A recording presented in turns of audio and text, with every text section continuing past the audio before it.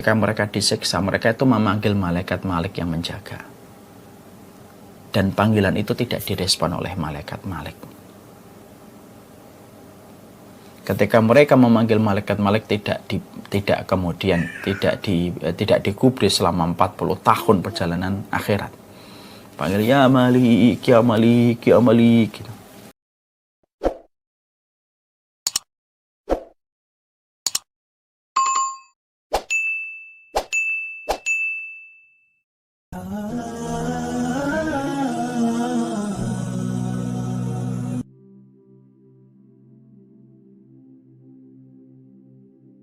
Makanya dalam salah satu ayat kita akhirnya pernah membaca tafsir yang Masya Allah yang membuat kita merenung gitu ya. Nanti itu penduduk neraka itu ketika mereka disiksa, mereka itu memanggil malaikat-malik yang menjaga. Dan panggilan itu tidak direspon oleh malaikat-malik. Ketika mereka memanggil malaikat-malik tidak digubris selama 40 tahun perjalanan akhirat. Panggil ya Malik, ya Malik, ya Malik gitu. Gak digubris sama malaikat-malik. Sebagaimana mereka tidak menggubris peringatan Allah ketika di dunia. Ketika mereka tidak mendapati malaikat-malik itu menggubris, ya, maka kemudian mereka memanggil Allah. Mereka memanggil Allah. Mereka berkata, ya Allah, kalau kami dikembalikan ke dunia, tentunya kami tidak akan berbuat zalim lagi. Dibiarkan oleh Allah dan tidak sama sekali dijawab oleh Allah.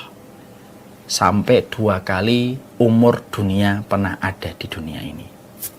Jadi umur kita di dunia ini berapa? Misalkan umur dunia ini misalkan 4.000 tahun atau 5.000 tahun atau 100.000 tahun. 2 kali umur dunia, penduduk neraka itu ketika manggil, di saat mereka itu mendapatkan adab yang pedih, panggilan mereka tidak direspon dan tidak dijawab oleh Allah, sebagaimana mereka ketika dunia tidak mengindahkan panggilan Allah. Kaidah itu simple. Kama tadi nutudan. Kalau sebagaimana kamu memperlakukan, kamu begitu pula diperlakukan. Kamu tidak mengindahkan peringatan Allah, kamu akan ketika manggil Allah tidak akan pernah diindahkan di akhirat. Maka mereka didiamkan 2 kali azab itu. 2 kali mereka didiamkan selama 2 kali masa umur di dunia. Mereka terus manggil sampai di situlah Allah kemudian berfirman, qala khsaufiha wala tukallimun. Diam kalian itu, di tempat hina itu diam, wala tukallimun, dan janganlah kalian bicara. Semenjak dijawab oleh Allah dengan semacam itu, penduduk neraka tidak mengeluarkan suara kecuali sebagaimana suara ringkikan keledai yang kesakitan. Setelah Allah menyampaikan kepada penduduk neraka, qala khsa'u fiha wa la tukallimun. Dah di situ aja kamu, di tempat yang hina itu, jangan lagi bicara denganku. Nah, ini menunjukkan kepada kita sebuah perenungan.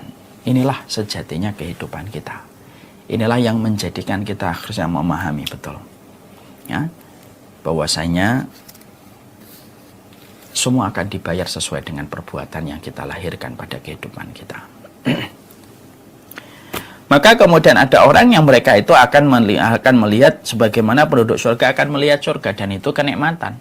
Melihat kenikmatan surga itu kan kenikmatan, merasakan hawanya, dia merasakan hawanya surga. Dan dia belum masuk surga. Kok belum bisa masuk surga, Ustaz? Ya iya, belum bisa masuk surga. Kenapa belum bisa masuk surga, Ustaz? Karena karena kemudian orang-orang ini belum mendapatkan hisab. Dan kita memang nanti masuk surga setelah Rasulullah memasuki surga dengan ruh dan jasad. Baru diperlihatkan surga untuk memberikan ketenangan saja. Ya kan? Apa yang sudah kita lihat itu kan memberikan ketenangan. Berapa banyak bapak-bapak dan ibu calon orang tua kalau melihat hasil USG anaknya sudah ada hidungnya di sini, mulutnya begini, matanya begini, itu kan sudah senang banget. Oh, anaknya laki-laki karena ada monasnya, anaknya perempuan karena ada lubang buayanya, itu kan begitu. Itu orang tuanya sudah senang. Nah, itulah gambarannya semacam itu. Kemudian, bagaimana kalau ada orang yang di dalam hidupnya mencampurkan antara yang baik dan buruk, Ustaz? Terus yang diperlihatkan gimana? Karena kan kita sudah pernah mempelajari adab kubur. Adab kubur itu kan ada yang kekal terus, ada yang terus menerus, yaitu sebagaimana orang-orang kafir itu kan terus diadab kubur. Dan mereka tidak berhenti. Berhentinya kapan? Orang itu diadab di dalam kubur. Berhentinya ketika antara antara dua tiupan sangkakala malaikat. Jadi orang-orang kafir, orang-orang musyrik dan orang munafik ketika mereka sudah mati di dalam kubur, mereka terus-menerus mendapatkan azab kubur dan tidak berhenti. Berhentinya itu adalah di antara dua tiupan sangkakala yang ditiup oleh malaikat Israfil. Pada saat itulah mereka istirahat. Pada saat itu mereka istirahat. Padahal kita sudah paham ya, di antara dua tiupan sangkakala, tiupan yang pertama mematikan seluruh makhluk yang ada di atas muka bumi ini, termasuk malaikat yang mengadab para penduduk neraka pun dimatikan. Makanya istirahat sejenak orang-orang kafir dan orang musyrik dari azab kubur. Karena apa? Malaikatnya pun mati. Karena kemudian yang disisakan oleh malaikat itu dalam tiupan sangkakala yang pertama, masih ada yang disisakan dalam beberapa perkataan para ulama, yaitu adalah malaikat Israfil sendiri, malaikat Jibril, dan malaikat maut. Yang lainnya mati. Sampai kemudian akhirnya ditiupkan sangkakala yang kedua ketika malaikat Israfil dimatikan oleh Allah, malaikat Jibril, malaikat maut, dan yang tersisa wayabqa wajhu rabbika dzil jalali wal ikram. Yang tersisa itu wajahnya Allah. Antara tiupan sangkakala yang pertama dengan tiupan sangkakala yang kedua itu terbentang jarak 40. 40 apa Ustaz? Hanya Allah yang tahu. Karena Abu Hurairah pernah ditanya, ketika Abu Hurairah berkata, "Ma baina nafkhataini arbaun." Di antara dua tiupan sangkakala itu ada 40. 40 apa wahai Abu Hurairah? 40 tahun fa'aba. Maka Abu Hurairah diam, tidak berkomentar. 40 syahron, arbauna syahron, 40 bulan, maka Abu Hurairah diam, tidak merespon. 40 pekan, arbauna usbu'an, maka kemudian Abu Hurairah tidak merespon. 40 hari, Abu Hurairah diam. Dari diamnya Abu Hurairah, para ulama mengatakan 40. Adapun secara khusus 40 apa, hanya Allah yang tahu. Kemudian ditiupkan sangkakala yang kedua. Pada saat di antara dua tiupan sangkakala itulah penduduk neraka, penduduk azab, penduduk alam barzah yang mendapatkan azab kubur yang kekal, mereka itu istirahat sejenak. Baru nanti kemudian dibangkitkan pada tiupan sangkakala yang kedua, mereka bangkit kembali, mengalami rasa takut yang kembali dan mengalami kengerian yang luar biasa. Masya Allah.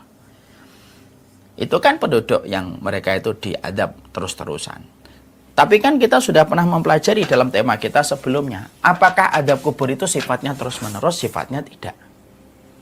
Karena sesungguhnya ternyata ada di dalam kita mengetahui sesungguhnya ada adab kubur itu yang sifatnya tidak terus-menerus, ada yang sifatnya sementara.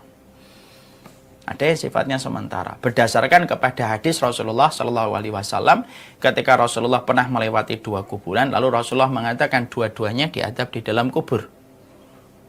Padahal yang mereka lakukan bukan dosa besar. Yang satu tidak suci, tidak bersih dari sucinya, dari kencingnya, dan yang satunya karena namimah, mengadu domba. Lalu Rasulullah potong dua pelepah kurma, lalu kemudian ditancapkan ke kuburan yang satu dan kuburan yang satu. Lalu Rasulullah mengatakan semoga diringankan dari adab kubur selama kurma ini belum mengering. Itu menunjukkan bahwasanya adab kubur itu ada yang sifatnya itu, ada yang orang diadab kubur itu sementara.